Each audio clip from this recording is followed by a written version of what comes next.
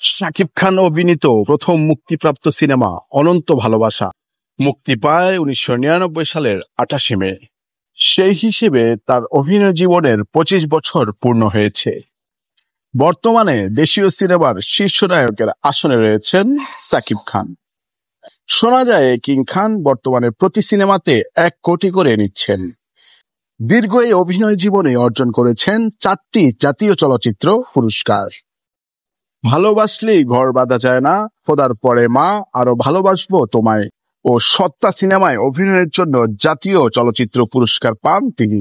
শাকিব খান অভিনীত ঈদে মুক্তিপ্রাপ্ত সিনেমার সংখ্যা 249টি। 2023 সালে মুক্তি পাওয়া তপু খান পরিচালিত লিডার আমি বাংলাদেশ, তারপর হিমেল আশরাফ পরিচালিত প্রিয়তমা সিনেমা দুটি মুক্তির পর অভিনয়ের জন্য নিজের পারিশ্রমিক 1 কোটি টাকা নির্ধারণ করেছেন শাকিব খান। প্রযোজনা সংস্থা ভার্সেটাইল মিডিয়ার তথ্য মতে প্রিয়তমা সিনেমাটি সারা বিশ্বে প্রায় 41 কোটি টাকার ব্যবসা করেছে। ঈদে মুক্তি পাওয়া সর্বোচ্চ সিনেমা শাকিব খানের দখলে। তার অভিনীত 94টি সিনেমা ঈদে মুক্তি পেয়েছে। 2 বাংলা মিলিয়ে সিনেমার গানের সবচেয়ে বেশি ভিউ তার দখলে। শাকিব ও মিশা সওদাগর নায়ক ভিলেন জুটি হিসেবে সর্বোচ্চ 126টি সিনেমায় অভিনয় করেছেন। বাংলাদেশের নায়ক হিসেবে প্রথম প্যান ইন্ডিয়ান দরদ সিনেমায় অভিনয় করেছেন তিনি।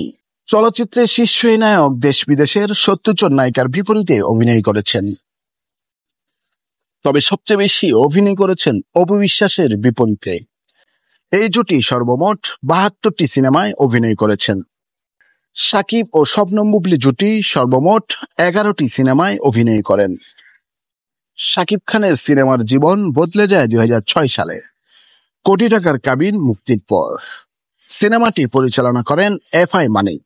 এই সিনেমার পর নিজের মজবুত আসন গড়ে তোলেন সিনেমা বিশ্বে। তবে 2016 সালে শিকারী সিনেমা মুক্তির পর দর্শক নতুনভাবে তাকে আবিষ্কার করেন।